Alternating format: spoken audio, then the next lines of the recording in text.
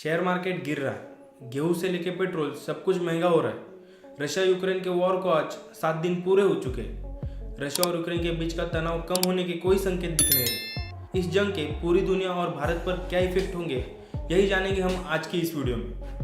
Palladium और neon ऐसे दो धातु है जो सेमीकंडक्टर चिप्स में यूज किए जाते हैं। सेमीकंडक्टर चिप्स इलेक्ट्रॉनिक, ऑटोमोबाइल और कई जगहों पर इस्तेमाल होती है।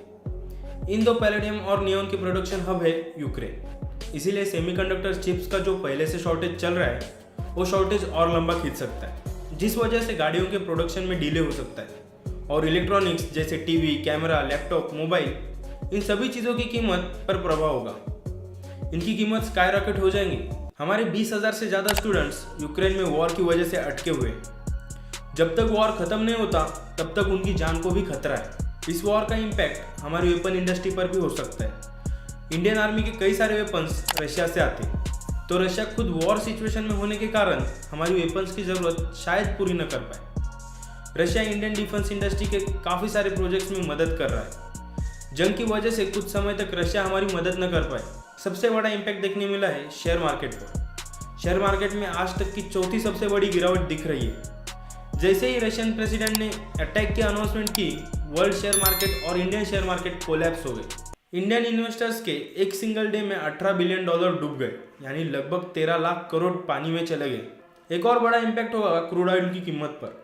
क्रूड ऑयल के एक्सपोर्ट में रूस सबसे बड़ा प्लेयर है, जिसके पास काफ़ी सारे ऑयल रिजर्व्स है। क्रूड ऑयल की कीमत आज $90 फॉर बैरल चली गई। अगर जंग लंबे समय तक चली तो इसका इम्पैक्ट इंडियन पेट्रोल डीजल की कीमतों पर होगा। ऑलरेडी पेट्रोल और डीजल की कीमत काफ़ी ज़्यादा बढ़ गई है। चांसेस ये है कि कीमतें जंग की वजह से और बढ़ेंगी। तीसरा बड़ा इम्पैक्ट होगा फूड ऑयल की कीमतों पर। भारत यूक्रेन से काफ़ी ज़्यादा एडिबल ऑयल इंपोर्ट करता है।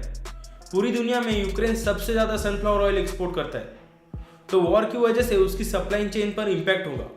दुनिया के सबसे बड़े नेचुरल गैस रिजर्व्स रशिया में हैं, तो अगर रशिया यूक्रेन क्राइसिस की वजह से गैस रिजर्व्स पर इम्पैक्ट हुआ तो इंडिया में गैस सिलेंडर्स की कीमतें कहाँ से कहाँ चली जाएंगी। रशिया और यूक्रेन ये दोनों देश गेहूं और कॉर्न के सबसे बड़े प्रोड्यूसर्स हैं।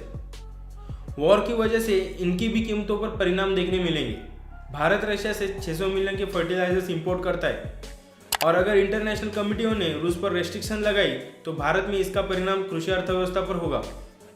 ऑयल की वजह से पेट्रोल महंगा होगा, पेट्रोल की वजह से ट्रांसपोर्ट खर्चा बढ़ेगा, और फर्टिलाइजर्स की वजह से क्रॉप्स महंगे होंगे। सबका कलेक्टिव इफेक्ट इंडियन आदमी की जेब पर दिखेगा। ऐसे और काफ़ी सारे इफेक्ट यूक्रेन रशिया वॉर की वजह से हमारी इंडियन अर्थव्यवस्था पर दिखेंगे। तो अगर ये वीडियो आपको पसंद आए तो इस वीडियो को लाइक कीजिए, चैनल को सब्सक्राइब कीजिए, और रशिया यूक्रेन वॉर पे आपकी क्या ओपिनियन है वो मुझे कमेंट में बताइए।